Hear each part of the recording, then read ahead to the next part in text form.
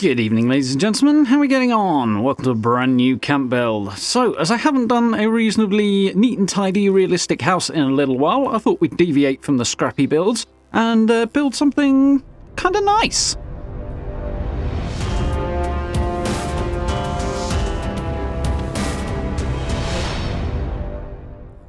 Okay, so yeah, this is quite a compact little house and garage. I'm quite happy with how it came out. It's rather pretty, I think. It's got a few complicated little bits to it, though, so we'll have to take a look at this quite carefully in a moment. Let's have a look at where we are on the map first up. As you can see, we are right next to Foundation here, just a little bit down the road. So kind of takes out the fast travel point in a way, because you're fast travelling right next to a free one anyway. But on the other hand, it's a good spot. It is reasonably popular, though, so you might have a bit of competition for this one. But let's jump in and have a look at this build. Okay, so as per usual, foundations first. Tends to help. It tends to fall down if you try and put the roof in first. So first thing I'm going to do is try and make sure this kind of follows the edge of the road. It's not quite a straight bit of road here. And you can see the ground is really not level either. So a little bit of multi-layering will have to be done here, which is not too bad. I'm going to drop that one down just so that this first one is as close to ground level as possible, because I don't want the thing sticking up any more than it really needs to, as per usual for me. I don't like the bare face of the foundation showing too much. Kind of will round the back a little bit, but we can kind of work with that. So, moving on to where the garage is, you can see I want to drop this down a little bit. I had a slight problem in that the left-hand foundation is, well, floating effectively, so we're going to use this one at the back in order to drop it down, because this one isn't floating. So there we go. And then we'll be able to snap to this one, and everything should meet up nicely. So if you want to see how I drop that foundation down, it's dead easy to do. I've got a little video tutorial on it, so I'll link that up in the top right corner for you, so you can check that out if you need to. But yeah, with these dropped down, we'll make sure that the ground isn't clipping through. That looks about right to me. Now we get the rest of these foundations in. There we go. Ground floor of the house is a bit higher than the garage. Or what will be the garage, anyway. So, I want to push this back one more row of foundations, because the front is going to end up being a porch when we're done, so these will have to come out. But I do need 3 foundations for the internal space, as you'll see in a moment. So, big thing I want to do with this that really adds the character to it, I'm going to double-side all of these walls and have wallpaper on the outside. So, I need extra foundations around the outside to do that. So we'll have to come back and do that in just a sec. But first we're going to get doors in on the inside. And we're using doors because that will allow us to double-side things. Certain build sets are better for this than others. If you're using this contemporary set, it works quite nicely. The brick set that comes with the base game is also a really good bet, but some of the others are a bit more finicky. So bear that in mind, it does work. So there we go. Double-sided all of those walls now. That way we can have wallpaper on each side. We'll pull these 2 foundations out that I don't need anymore and replace them with a couple of porches. This is the contemporary set. I'm actually going to switch it for the Halloween set from last year, because I kind of like the dark wood and the contrast that will create in the end, but we'll deal with that later. For now, we're going to head around in here, put that wall in a mist, and swap these out for windows or blank walls as appropriate. I'm just going to use the store scrap replace option there to do that. That way the wall doesn't actually leave. And there we go. Nice and easy. Let's jump on a little bit rather than repeating all of these. A couple of windows at the back here as well. We're going to have no windows on the side. And I did double-side the garage here, but I'm going to change my mind later, and just replace it with a single skin warehouse wall. So we will skip past that. A couple of internal walls are needed now, and I kind of did this at the wrong point in time, actually, but on the other hand, it's easy to see what I'm doing here, so there is an upside there. Let's see, we're swapping these out. Now we've got the place divided off into 3 separate rooms on the ground floor. These ones on the side here, you absolutely do need to do first, however, as when I get the staircase in just a moment, you'll need the walls in place on the short side, but not on the long side. We'll actually have to kind of put walls in and take walls out quite a lot in just a moment, because a little bit of recalculation was required, and there's a couple of complicated bits coming up. But we'll get these last couple of walls sorted. Oop. There we go. 1, 2. And we'll stick a doorway back in there in a bit. moving inside, let's have a look at the staircase. Going to use the one with posts and a frame and all that stuff. And I'm using the Guild of Antiquities one here, as I don't have the one I would actually like. There's a new haunted house one I wish I had, but I've missed it, so I'll have to keep my eyes out for that one. But for now, we'll use this one, and it's in the wrong way around. And because the walls are really helpful like that, I can't flip these around until I take the walls out. So, slightly awkward staircase, but I'll take all of them that are around the staircase out, put it back in. Have some problems putting the ones on the short sides back in. But we're going to do something else. We're going to do something else that will kind of solve that anyway. So it's a little further back because I want a wall in the middle of this staircase, which is technically in the middle of a foundation, not on the edge of it. Doing that, so we're going to have to get a bit creative. So we'll grab the stairs, push them back. That's where the kitchen is going to be. And now we're going to get some half-size upper floors. We need 4 of these. 1, 2, 3, 4. And now we can put walls on that join. You can ignore these big ones. I'm going to take those out in a minute. And having these half-size ones, as I say, allows us to put a wall just here on the join. If we double it up and leave it as a set of doors, we'll actually be able to take the floors out and leave the walls there floating. So, have a little look up the road towards foundation there. With that all sorted, let's drop down and take these floors back out. Just like that. Floating walls. Only works if they're doors. If you've got them turned into walls already, they won't float. So, next thing we need to do is put these walls back in, because it will be a nightmare to try and do after I've moved the stairs. So, get these short ones in. But the ones on the short side of the stairs in first, move the stairs, and then do the long side. So let's get this one as well. I want a door on this one, so I won't have to faff around quite so much. Drop that floor back down. And of course, I'm going to have to take these ones out in order to move the stairs, because yay. There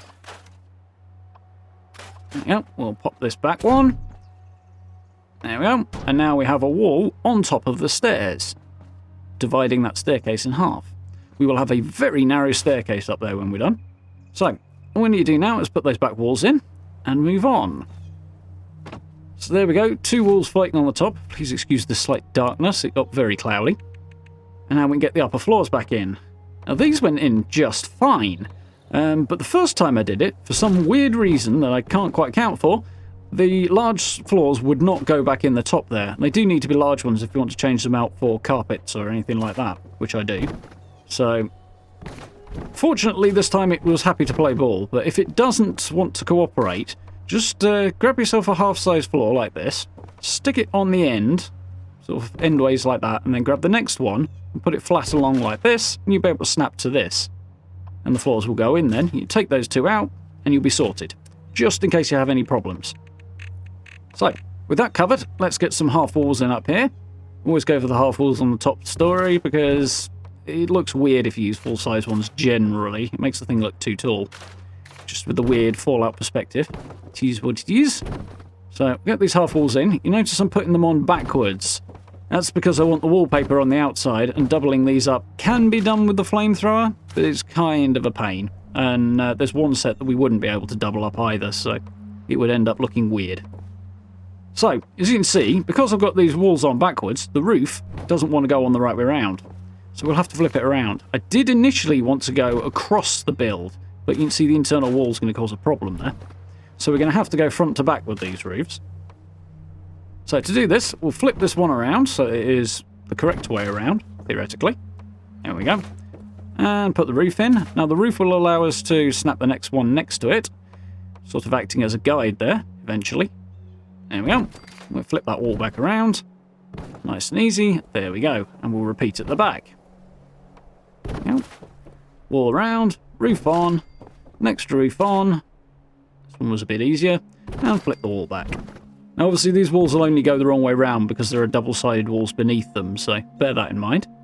However, we have a slight hiccup here. I can't get a flat roof on this middle section, and if I use one of the angled ones, we'll have a big gap. And that's obviously because of these floating walls in the middle. It either wants to snap to these, and then it'll stick out and look weird, or it doesn't want to snap at all, in which case it still doesn't work. So, it took a little while, but I came up with a solution for this, basically at the end. So the first thing you need to do is swap these center walls out for full-sized ones. Two half ones might work, but I used full-sized ones and it did, so take it for what it is. I'll stick 2 full-sized ones in here. And now we can do something clever. I'm going to jump ahead here to my finished build and show you what I did because it's a bit easier. I've got 2 corner pieces of the roofs here, and they are very specifically placed this way around because the rafters will match up inside. You can see they're resting on the full-sized wall there. Now all we need to do is go store scrap replace and change this out for a flat roof. Nice and easy. There we go. And if you've got it the right way around, the rafters should match up as well, and it should look pretty neat, at least from ground level anyway. So it's as simple as that, and it allows you to get past the fact that those internal walls that we created that are floating there kind of cause issues. So let's plug up these last couple of gaps.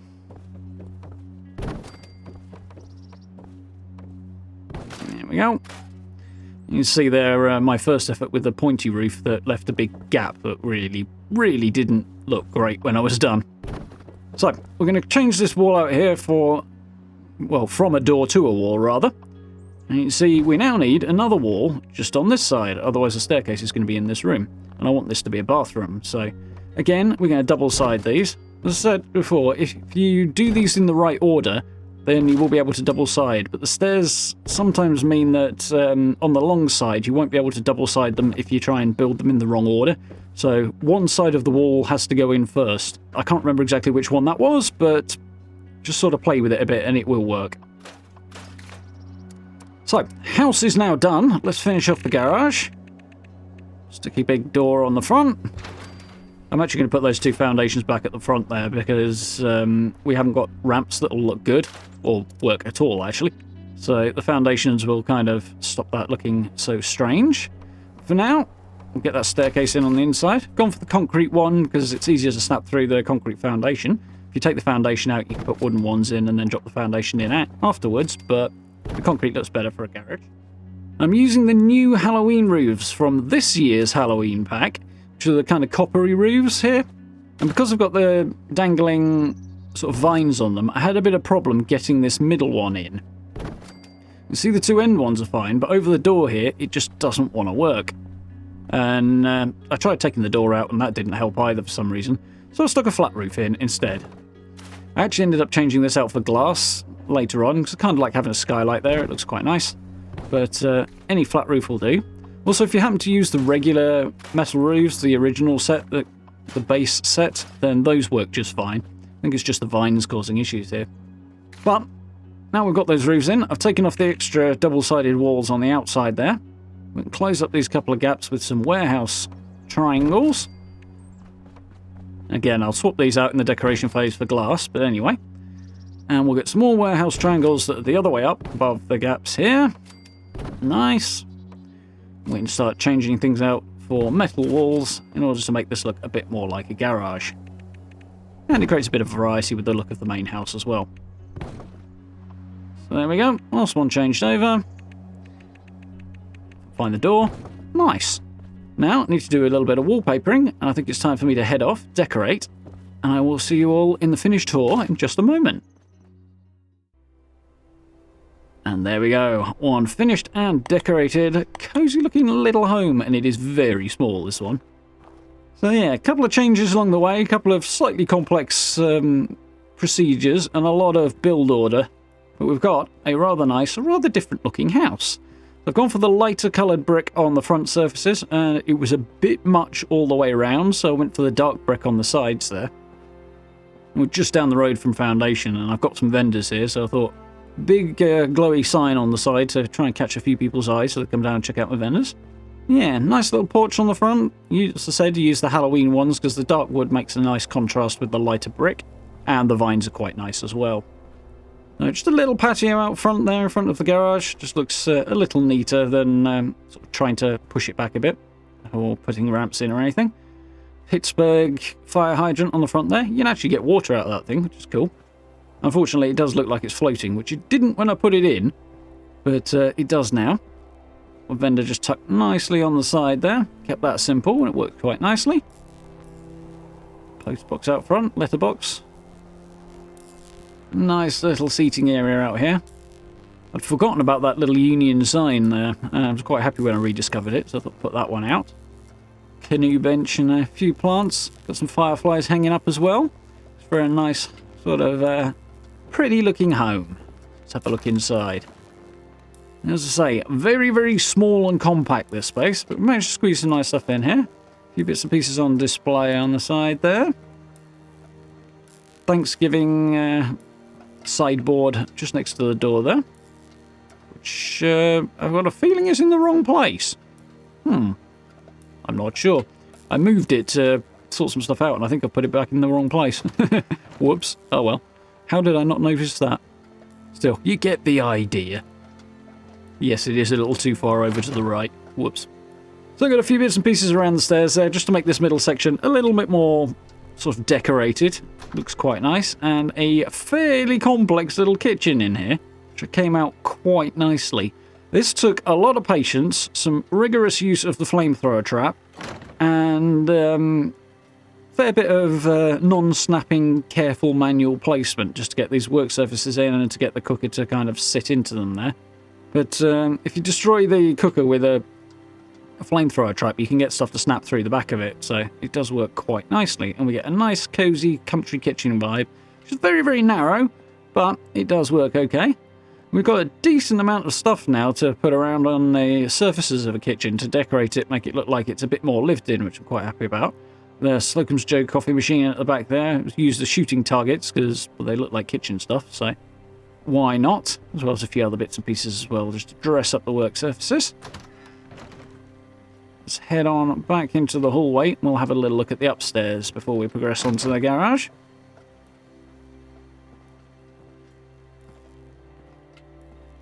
Yeah, just a couple of bits and pieces in here to dress it up. Nothing too much, as it's kind of an area you pass through rather than an area you spend time. Very narrow little staircase here that I forgot to put wallpaper on, so we'll sort that in a second. But I squeezed the fortune teller machine in at the top because there was a bit of a gap there and it was kind of dead space. Couldn't get a door in this doorway though for some reason. I don't have a clue why, it just wouldn't do it. Worked fine on the other side, but just not that one. So the bedroom has no door for some strange reason. It's the only bedroom though, so it's not like anybody's going to be walking in. So there we go, fairly standard little bedroom here. I went for kind of an adult vibe, with the exception of the comic books in the corner, but we don't have any proper bookshelves. There's one that might have gone in there, but it wouldn't really have worked with everything else. It looks a bit different. So I'll squeeze some comics in the corner. I've got a little reading nook and a little dressing table in there. You can see, on the bathroom side, the door went in just fine. Just didn't want to on the bedroom side for some weird reason. There we go, decent sized bedroom. Bathroom, rather. The contemporary walls look quite nice reversed in the bathroom as well. The sort of bluish wood looks kind of suitable, so I quite like it. Really happy that I managed to squeeze that shower in under the roof. It just fit. Only just, but it did. So I'm quite happy about that as well. A few little bits of dressing up around here. We need a little bit more bathroom furniture and a clean bath, as I say. But I tucked the sink behind the door here as was the only place on the wall I could really fit the mirror, so let's make our way back downstairs.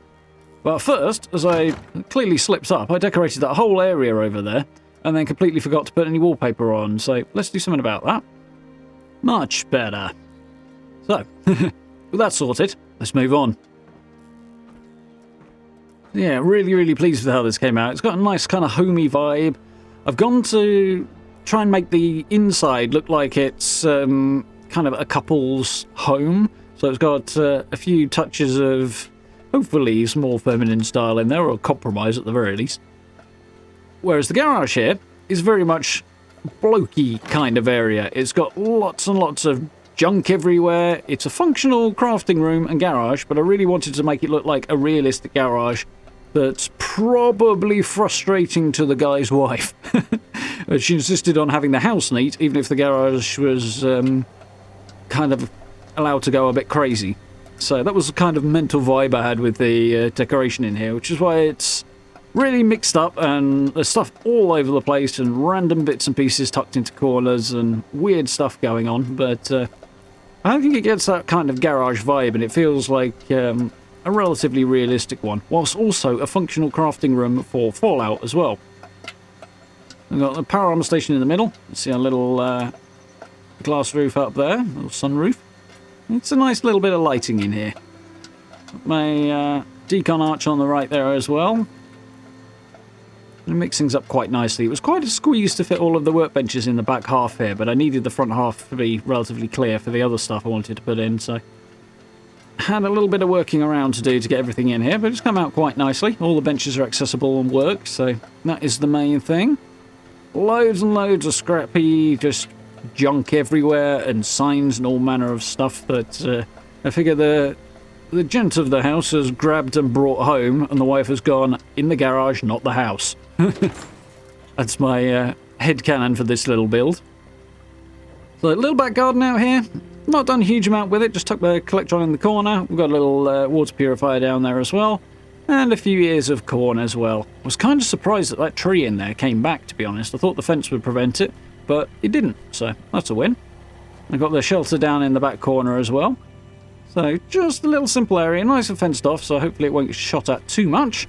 Should keep the ghouls out, if nothing else. Makes for a nice little area to grow a few crops. And I think there's actually more crops there than there is at the whole of Foundation. Which is an interesting turn of events, but there we go. So there we go. Very, very much a realistic, I think, garage. Albeit one that works with the sort of necessary requirements of Fallout as well, so quite happy with that. Happy to squeeze the pit banner in the back corner there as well. It's not quite as close to the walls as I would have liked, but those things are slightly awkward to work with. They're nice though, so I do like it. So there we go. You get the vibe of what I was doing with the display there, with all the Mr. Fuzzies and the teddy bears and stuff on, but it's a little far over to the right. It was supposed to be a little further left, but I do like how it's come out nonetheless. Somehow I completely missed that when I was doing the tour. Didn't even notice. Oh well. One of those moments, I guess. I do like this little seating area out front. I do this generally. I've put a porch on the front of a house, something along those lines, because it does look quite nice and sets the whole front aspect off quite nicely. And there we go. One little cozy home with garage, and really pleased to have the wallpaper and the brick on the outside. It kind of changes the look as well. So, quite like this one. I put a little bit of extra stuff just down to the left of the main house there as well to bring the trees a little bit closer, as it was otherwise a big open space, so tidies it off quite nicely. So there we go. I hope you folks did enjoy this one. If you did, please do consider dropping me subs and likes. I very much appreciate it. Down below the video, as always, social media links, merch store, channel memberships, all that good stuff. If you want to support the channel that way, it hugely helps out. So massive thank you to everyone who's done that as well. And if you get a chance, join us for live streams as well, which is always a good time. But for now, thank you very much for watching, and I look forward to speaking to you all very, very soon.